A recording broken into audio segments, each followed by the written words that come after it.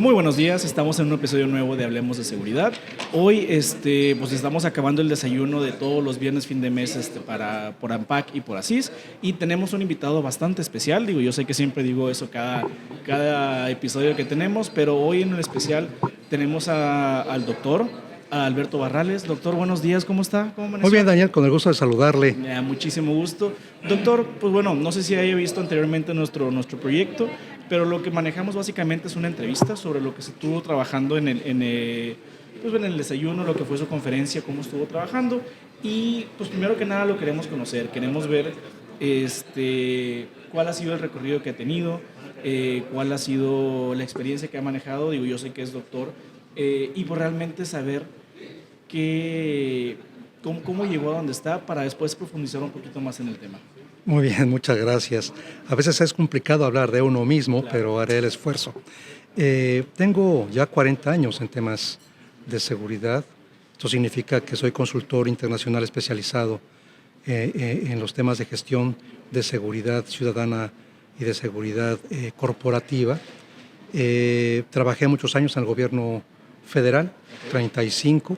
Me jubilé como comisario jefe de Guardia Nacional.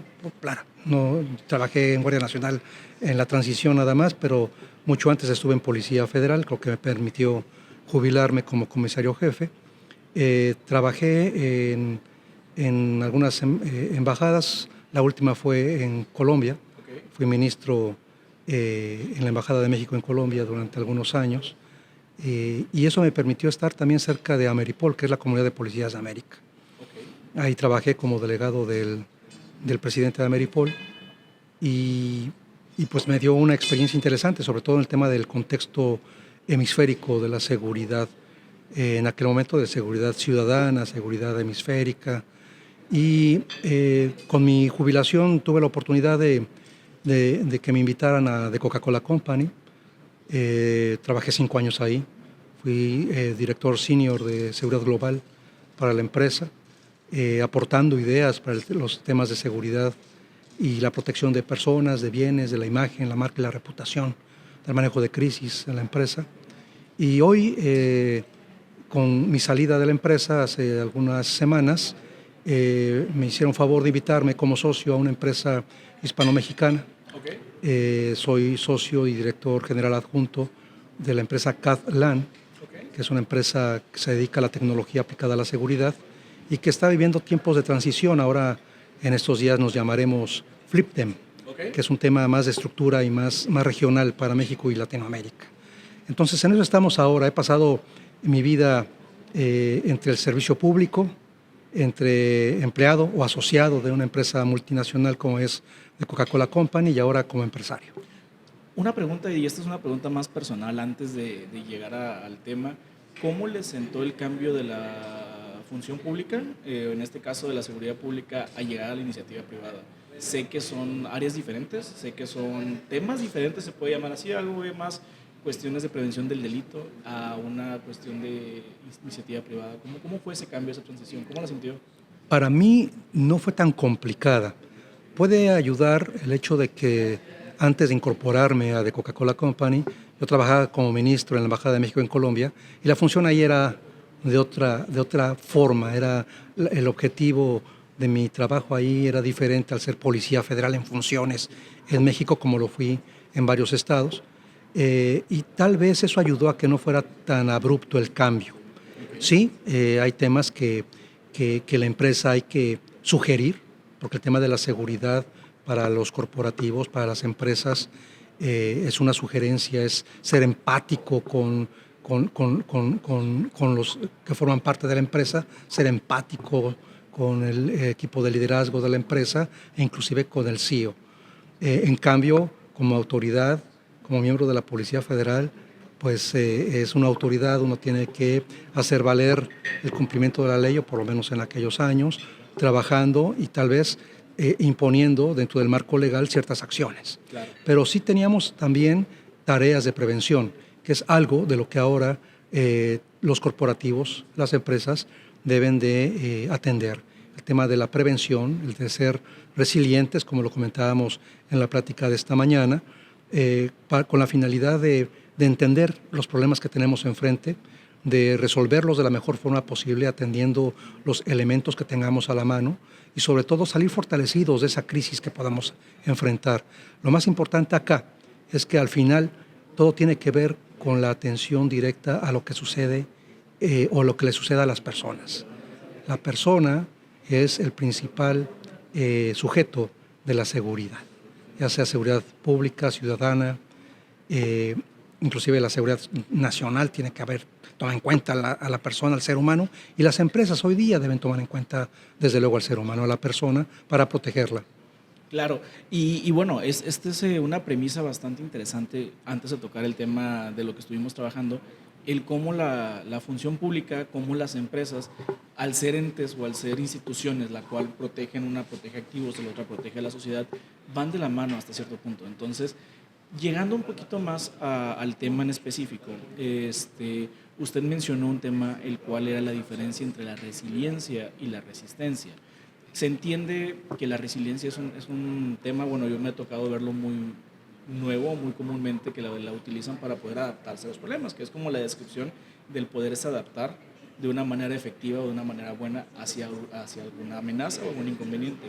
¿Cómo lo podemos adaptar o cómo lo podemos describir en el tema de la seguridad? Bien, en el tema de la seguridad, los aspectos de resistencia y resiliencia son enfoques complementarios. Claro. En principio deben de ser complementarios, sobre todo para garantizar la seguridad ciudadana, pero también para garantizar la seguridad corporativa, ¿sí? Sobre todo cuando hablamos de la continuidad del negocio. Claro. Entonces, bajo ese esquema y cuando tenemos un entorno complejo como el que ahora estamos enfrentando, un entorno de complejidad multidimensional, porque son muchos los factores que están interconectados y que afectan en la seguridad de las personas, que afectan en la seguridad de las empresas, pero que al hablar de las empresas, evidentemente estamos también hablando de la seguridad de las personas, Claro. del comportamiento que debe tener una persona al interior de la empresa. En este esquema y bajo el contexto de lo que estoy diciendo, la resistencia es enfrentar el problema en forma directa, ¿sí? Es una reacción al problema que tenemos enfrente y esto, pues en ocasiones, sobre todo cuando la autoridad resiste a los embates de la criminalidad organizada, pues se generan espacios de violencia y se generan espacios también de fragilidad institucional. Tal vez cuando una empresa resiste los embates de la incidencia delictiva, no haya una fragilidad institucional, pero sí va a haber algún ciclo de violencia entre esa instancia corporativa y la delincuencia. Claro. ¿Sí? En caso contrario, la resiliencia debe entenderse como una capacidad organizacional, lo comentábamos en la mañana, una capacidad organizacional para poder adaptarnos y fortalecernos ante las crisis. Aquí el tema es que no es solamente enfrentar al problema por sí, sino entender bajo qué esquemas se ha generado el conflicto, el problema, cuáles son las capacidades que tenemos para enfrentar al problema y cómo salimos fortalecidos del problema para no enfrentar un problema similar con posterioridad.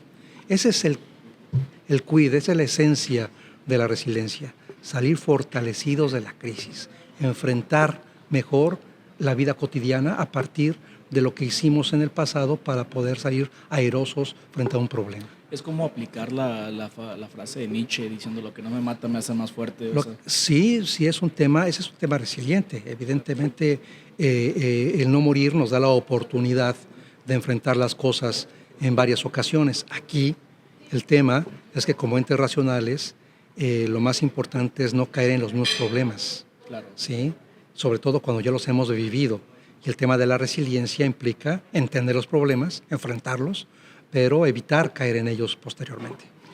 Y es importante, o sea, realmente, de una manera más psicológica, se entiende que el ser humano es de las pocas personas que no siempre aprende de sus errores.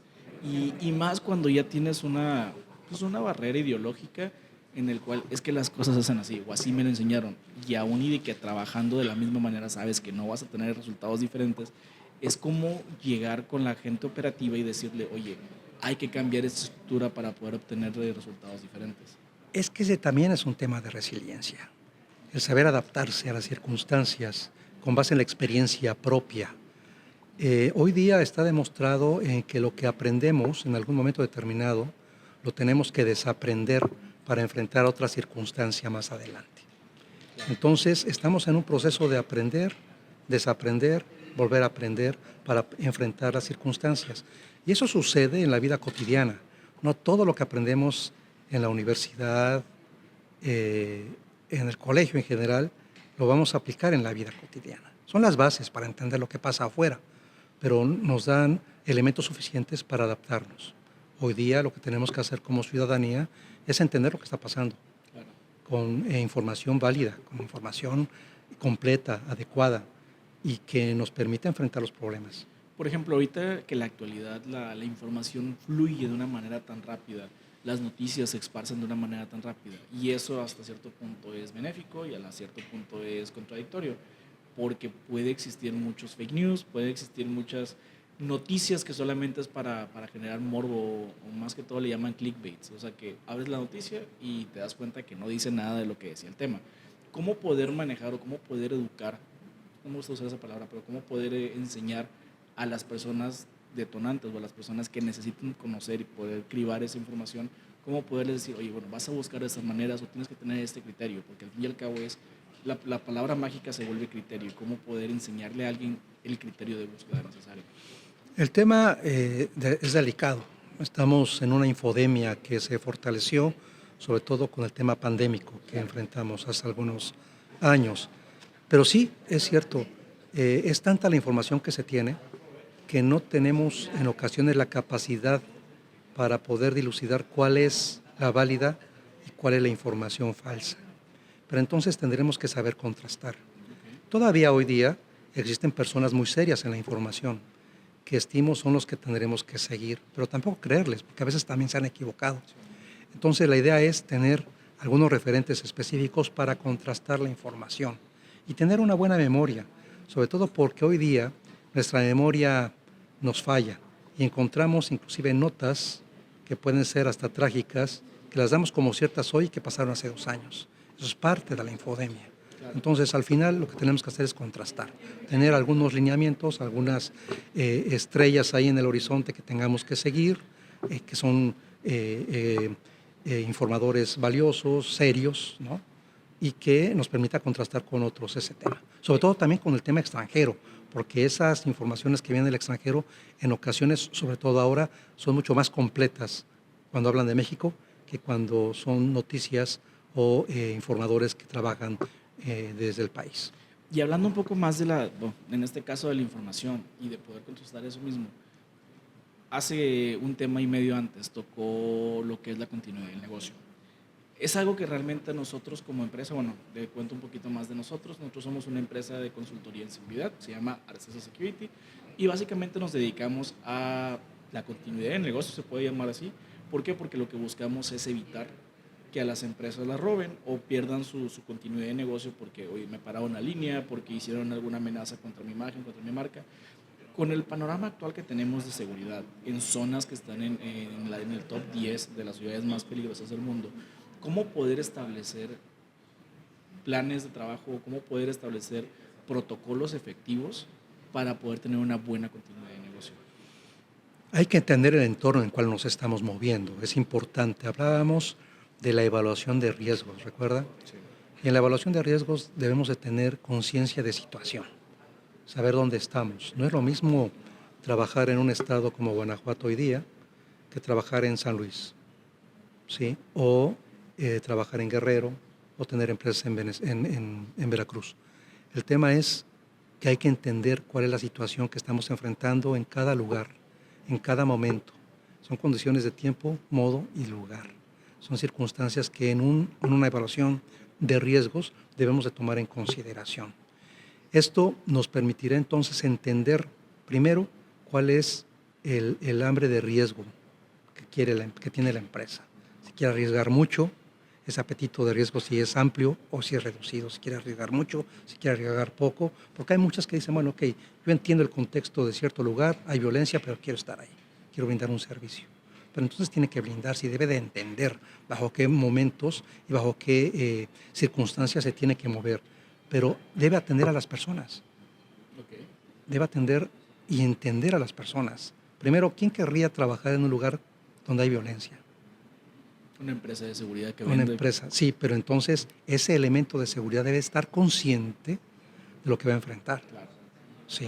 Además, no solamente es un tema del lugar en sí, per se, sino también entender cómo se da la violencia al interior de una empresa, porque al interior de la empresa también hay violencia.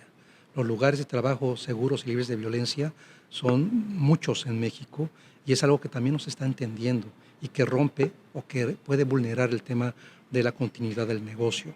Al final, las empresas, lo decía yo hace un momento, deben de centrarse en las personas, entender qué es lo que se quiere, entender cómo tenemos que enfrentar los problemas a partir de lo que estamos viviendo. Y después pasar a lo demás, ¿no?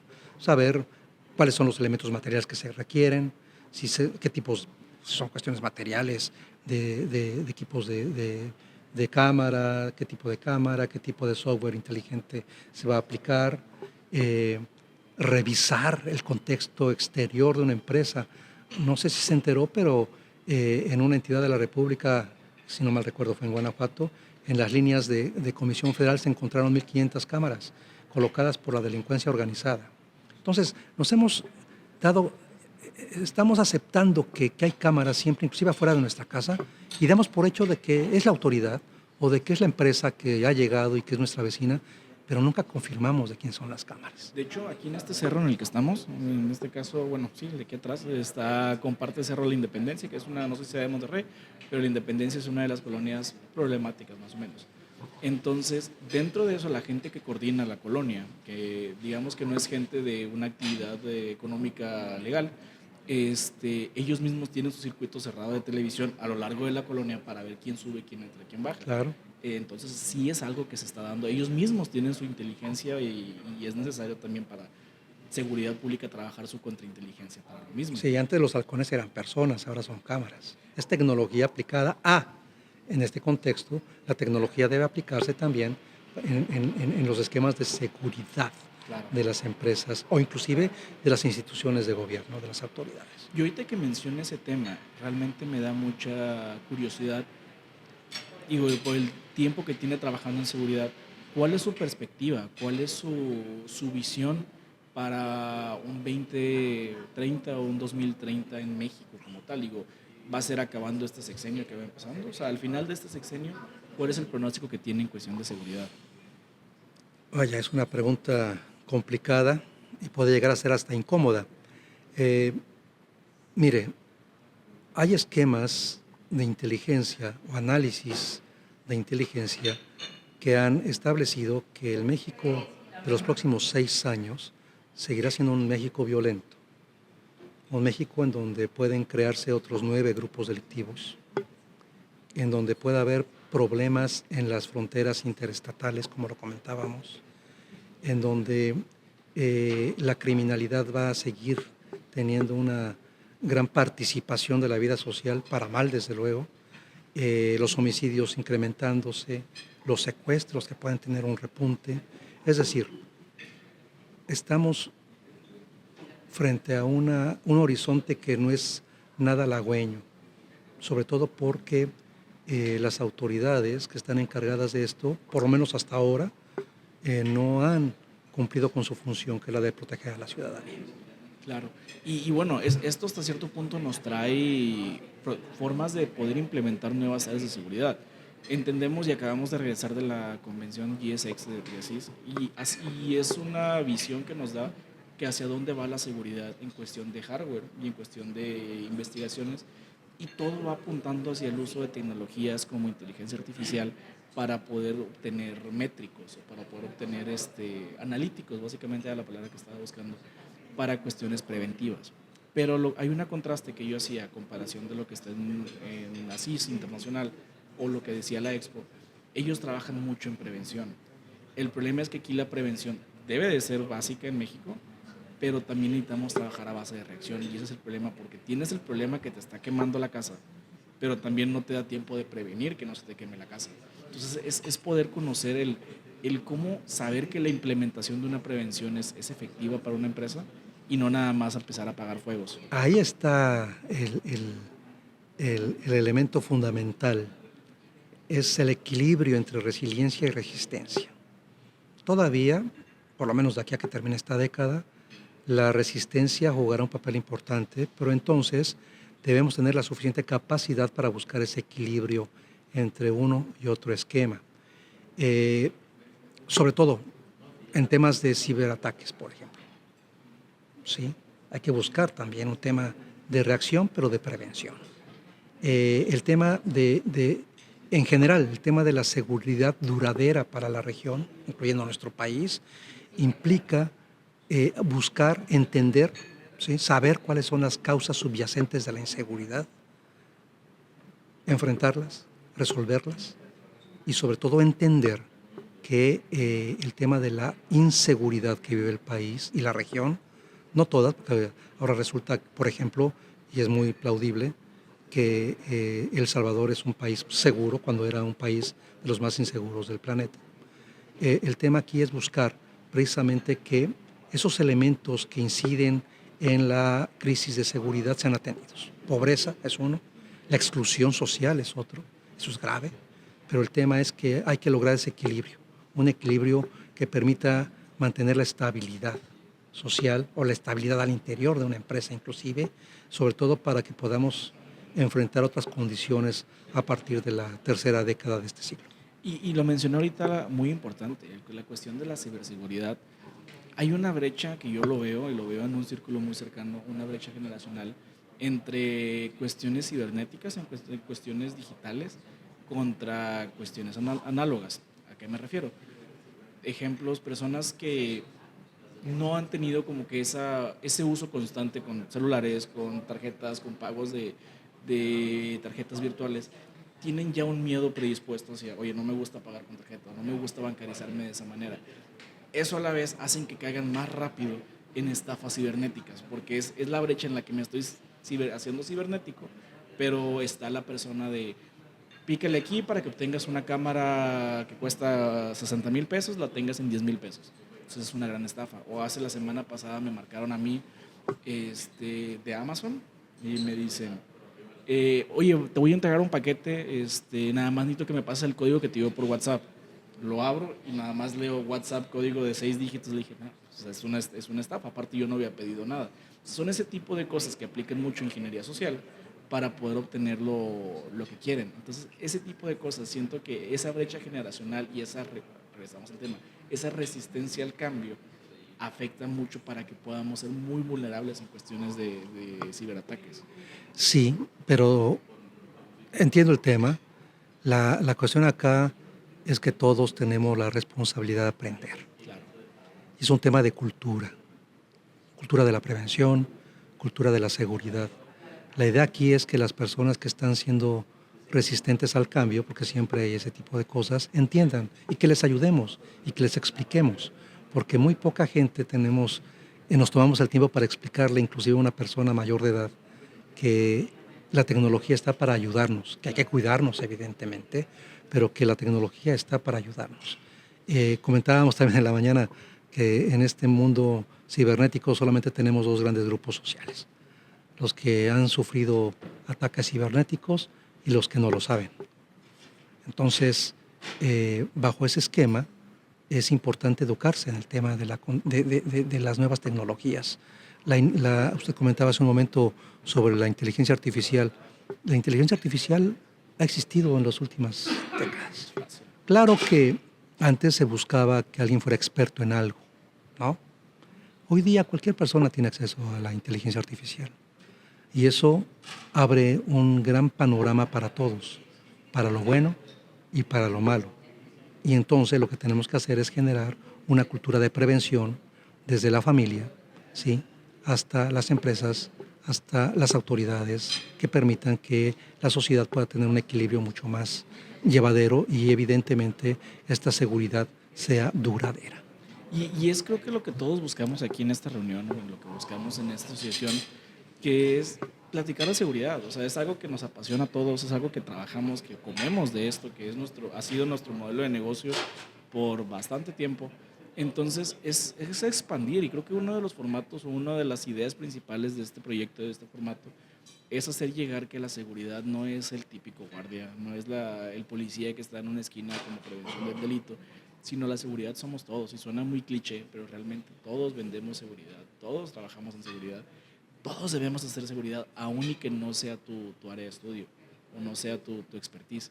Entonces, realmente me gusta mucho la información que nos ha estado brindando. Ha sido un tema muy, muy alentador para ver cómo estamos, cómo es una radiografía actualmente de cómo está el país en cuestión de seguridad, y adicionalmente a la experiencia que tiene tanto como en seguridad pública, como en seguridad internacional, como en seguridad privada.